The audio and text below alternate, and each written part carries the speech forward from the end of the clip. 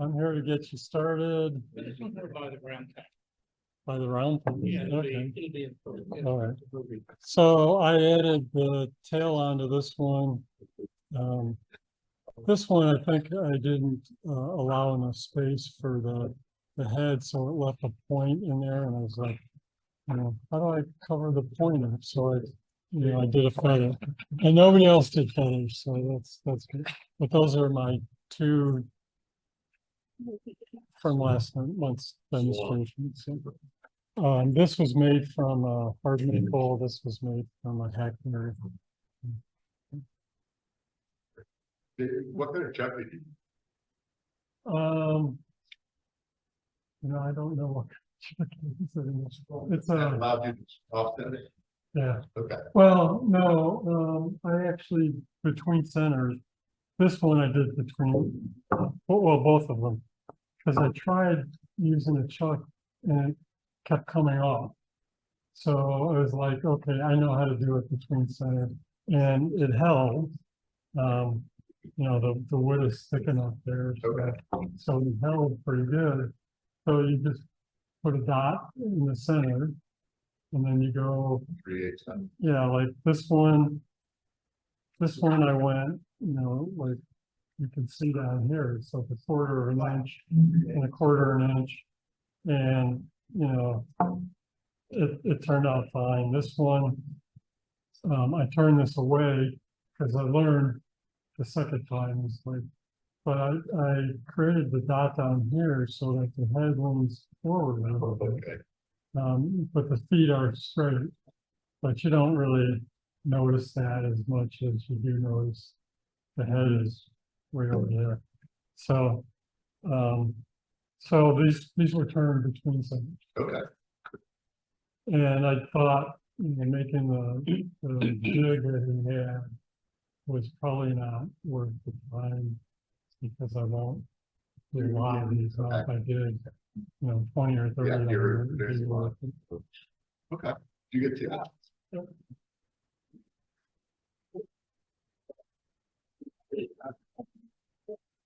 Thank you, sir.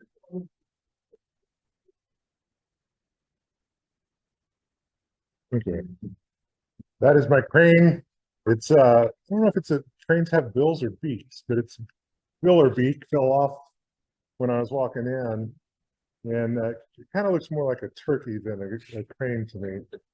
And I have a Vic mark with the power jaws, or they might be called sharp jaws. So what I did, I have one that's offset and one that's centered, and so I just start with this one and then move to this one.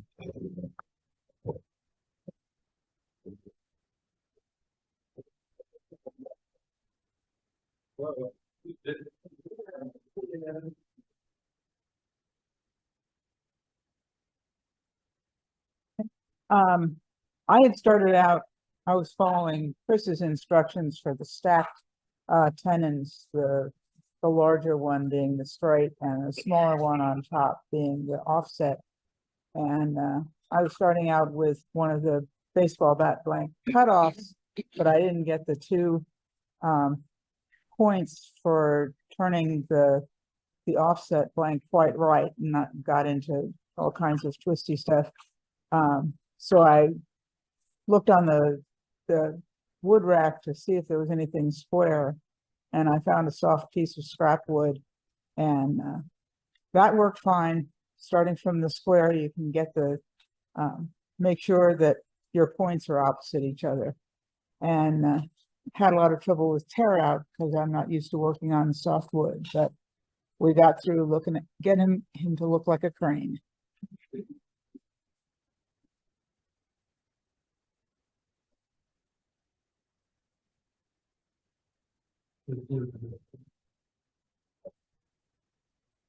So, this is my first try at an eccentric turning.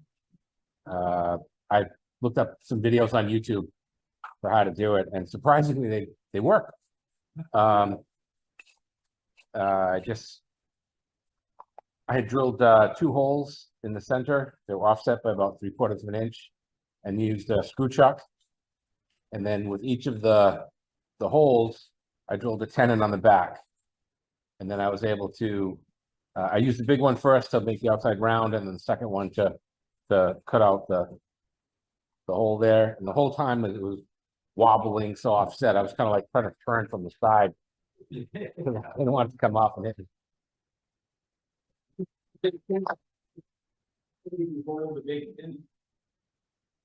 I have a set of jaws that are that big.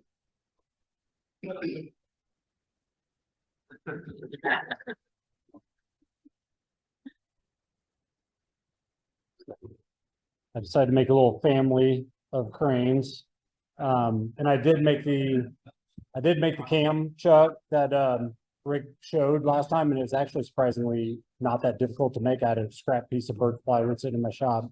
Took me maybe half an hour, 45 minutes to make it, and it was well worth the time. I don't know how many more of these I'll make, but it made making these a lot easier. And my intention was not to make it that small originally. I used an old table leg where they drilled holes in the table leg to attach it, and I thought it'd be thicker than that, but to get rid of the holes, I had to keep going down, and I just barely got past the holes, and that's how thin it was.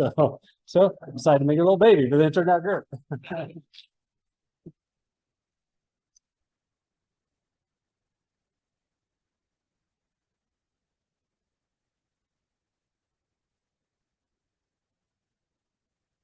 I had a bunch of these. I do a lot of these glue ups just because it's real popular at our craft fairs and so on. But this is turned on 4 different centers, obviously the outside, and it's going to be a one of a kind because I have a 12-inch lathe. By the time I was only 1 inch off center, I had to counterweight it quite a bit, and so I was doing it by tape on the backside, so I never did dare taking the tailstock away. So I got down to a small piece. So there's quite a bit of sanding in each of the 3 holes, but I think came out pretty good for, yeah.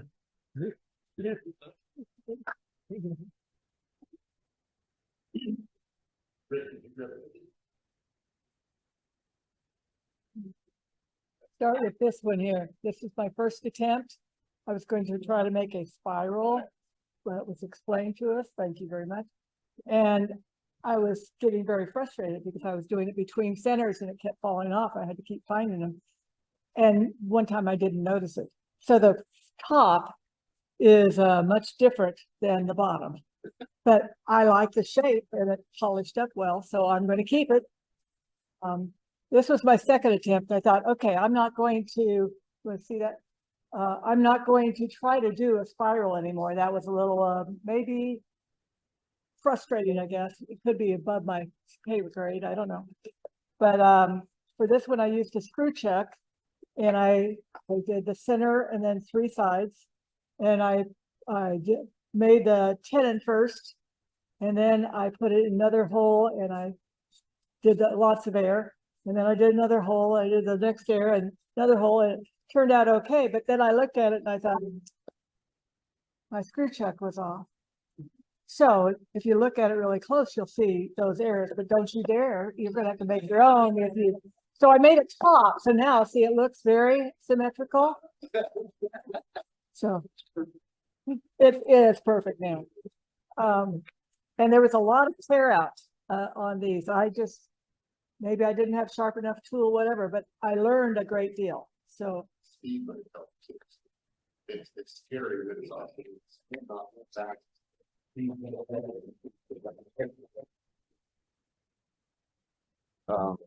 About 4 months ago, somebody called me on the phone and said they had this special piece of wood that had come off the parental tree, and so can I turn it? And he said, sure. And so they brought it, pulled out of the trunk.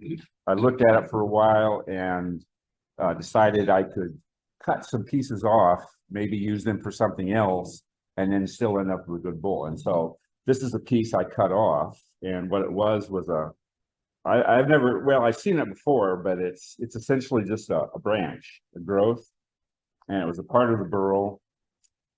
I was supposed to finish it in a week or 2, but I didn't. And so 3 months later, someone turns some cranes and the assignment was to make something off center. And I'd already decided what I was going to make, and so I figured, okay, this will be it then. And what it is it's just 3 bowls, and you turn it exactly like 3 bowls. Put it between centers, and I cut 3 times, right? And cut 3 tenons, put it on the chuck, grabbed it by the tenons, and turned 3 bowls, and then turned some waste blocks and reverse turned it 3 times. And I turned these, the original tenons down to little pegs, and I thought I was going to do some more work out here so that the 3 pegs would be visible as legs, but I decided I didn't want to carve it, and so I bought a sanding belt and sanded the bottom.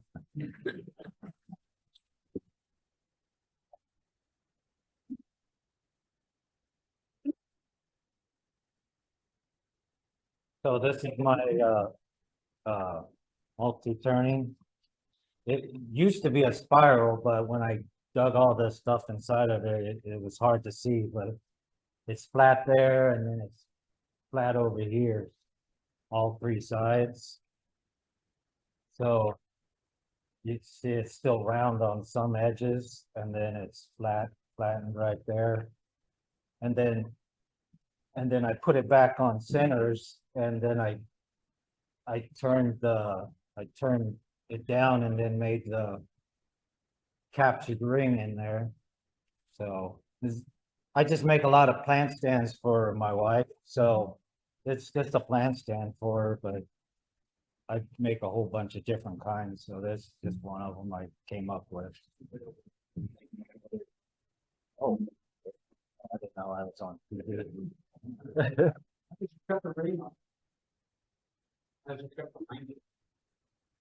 Well, on this one, because I don't have one of those ring tools, so I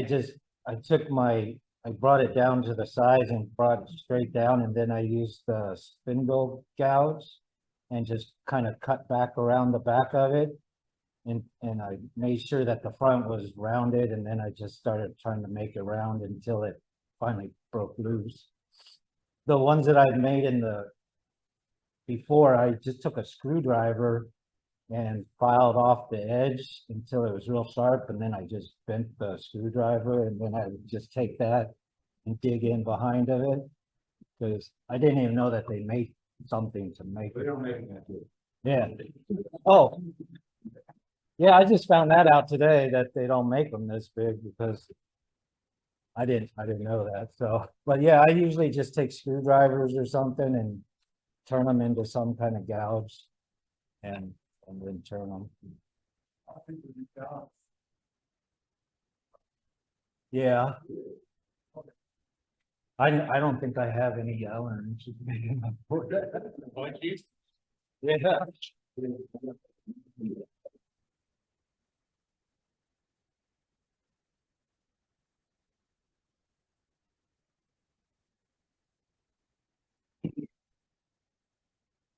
I was able to accomplish a couple of these little ones. I used the baseball bat blanks to start with and realized I had a little bit more size actually there to work with than I needed.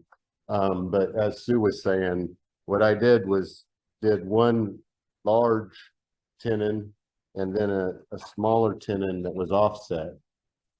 And so I could use the same spot basically to get my offset. Turned out good. This was the first one I did, and I liked this one actually better than this one. On this one, I was trying to get a little bit more slope on the back, and I thought I was doing it, but when I got it done, it was like, well, it really wasn't that much. And I made the head too big, so I don't know. This one's got a big nose, this one's got a big head.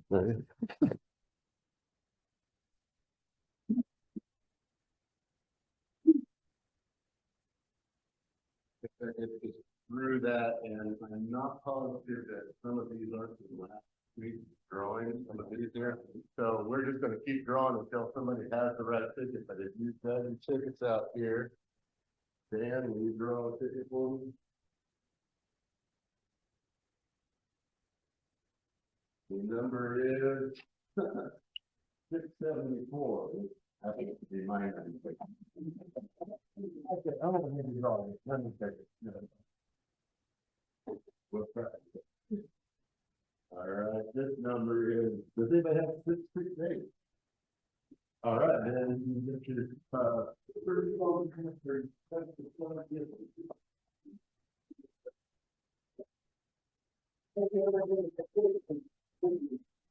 was a fun challenge and a fun,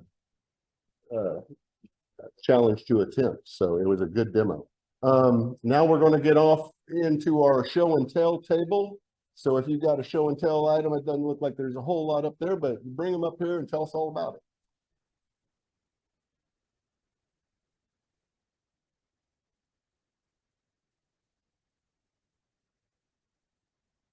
I made the statement that I wanted to get a big bowl. I wanted to make a big bowl.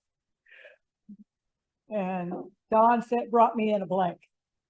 So I made a big bowl, but he not only brought me in a blank, he cored it for me. So I got 2 bowls out of it. You know, it's nice to have Don around. Thank you. This one I turned, the smaller one I turned when it was still kind of wet. I got it done. I didn't send it, didn't try to dry. I'm trying to remember. I don't think I sent it to get dry. Don also took them and dried them for me. I mean, but this one he brought back and I was turning it and I realized as I was already turning down, when I was turning this, it was very thick. Right in the middle there was a big hole, about a dime-sized hole. I had to turn down behind the hole in order to make it not show on here. So I thought it was very thin. It's not, but it's just fine with me. So, but as I was turning this one, it found out it was wet. So it started moving on me. So I had to sand out a lot of gouges I made, which was frustrating. I also had some white woods showing on here. And I took it to our presenter that's going to present. And I said, hey, I don't want it to be that white.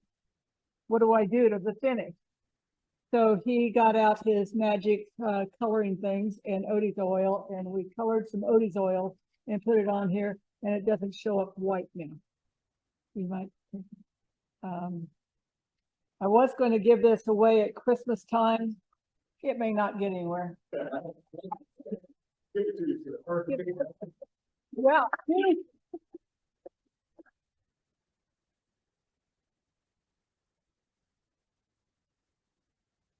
Okay, had a cherry tree, and this grew out of a hillside. It grew this way, and then it went vertical. And this was the piece in the elbow of cherry, and so I like the grain in it. It's super nice. Had a bunch of holes in it. Like Robo Hippie said, if it won't hold soup, it's art. So this is art, and I thought it turned out pretty good.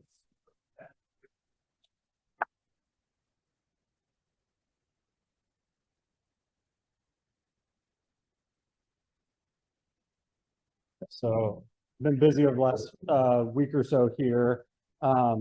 This I was not planning on making, but it is an urn. My mother-in-law passed away a couple of weeks ago, and one of her requests, her husband, as he was asking, like, what do you want me to do with your ashes? And she's like, well, Brian's going to make me something. So I felt like I kind of had to at that point. So, but it produced several challenges, not only having the natural edge on there, but also once I got into it, I had some holes that I had to fill with some epoxy, put some colored epoxy in there. So it's ready to go now. And then I saw this out there on the web somewhere and decided I had to make this. It's a flask, and it is hollow on the inside completely. You have to turn on multiple axes in order to get this turned out. The main walnut part here, you have to turn first in this direction and turn a sphere out of it, and then turn it this direction in order to hollow it to make the 2 sides. So it's like making like 4 or 5 bowls basically in different directions in order to get it all to come together. But I really like the way it turned out in the accents with the spalted maple and the walnut. Turned out pretty good. And you put your whiskey in there and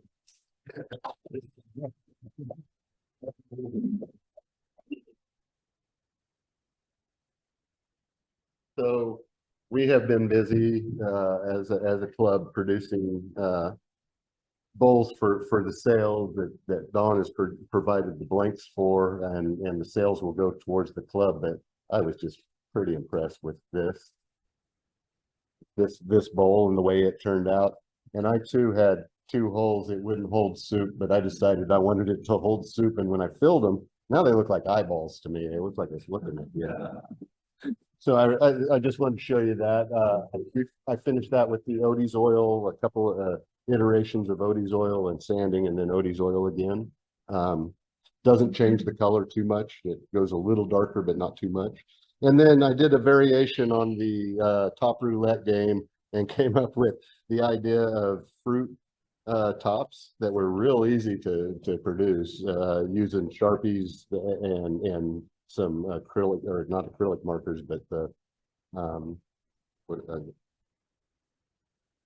anyway, two different types of markers. One will mark on top of the other one, and then I also decided to put holes in the rim then that the tops could set in for when you're not using them, and I thought that worked pretty good. So just a variation of the game.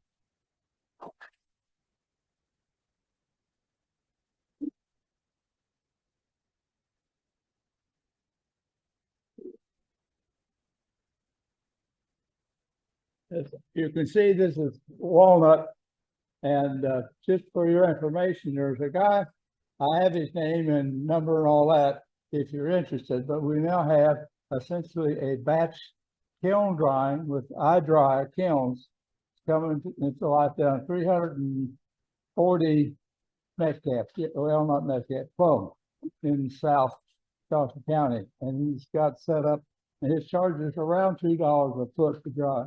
And I got a 400-pound walnut barrel out of Tonganoxie Creek. And I took it down and left it with him to dry. And then while I was down there, my son went along. He said, here's a piece of tree. See if you can make a bowl out of it. It's the first time I've ever turned 100% end grain. And that was an exciting experience because it was the nastiest piece of wood I've turned. It had dust everywhere. That end grain is so fine when you cut it, it's plain a mess. So I may not repeat that experience. But anyway, long story short, then I tried to pour it. And that would have been a nice, it turned out real nice. But when the chuck that I used had a recess in it, so this was unsupported. And when the pour went in, hit the center said, I'm not playing this game. And it just pushed that wood right out. So this is a repair, salvage, and regroup. So that's how this is. And it has kind of a starlight finish in the center of it, and I like that. But that's my story, and I'm sticking to it.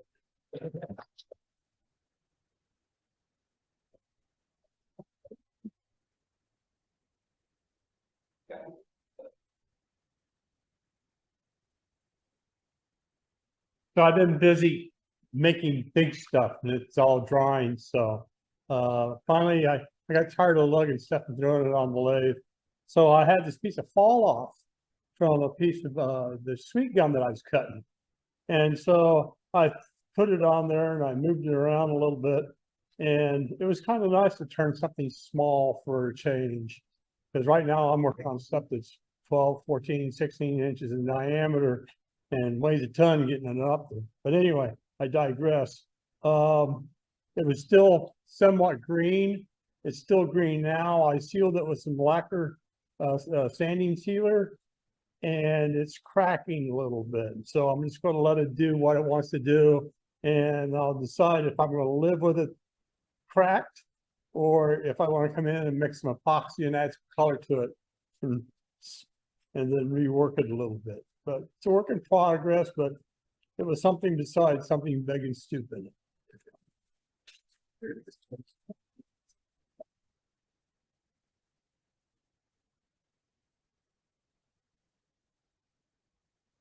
Well, I think that gets us through our show and tell. We had a lot of people participate in the challenge this month. I hope we get the same kind of participation next month. You've got a lot of leeway with just turning a piece out of a limb. That's not, that leaves you a lot of leeway there. I'm going to try the podlet flowers. I want to try that again. Hopefully next month we'll have some AV where you can get some TV behind us and you'll be able to use the PowerPoint that we put together. But if not, I didn't think this worked too bad. But keep in mind, we are still looking for an AV person to kind of back Rob up and then ultimately probably take it over for a couple of years. So you see what happens when we don't have an AV person. So keep that in mind. And I hope to see you all next month. If we can get a little assistance in getting the chairs back over on the rack, I'd appreciate it. And I think that's it. Thank you. Thank you all for coming. Thank you, Don, for your demo.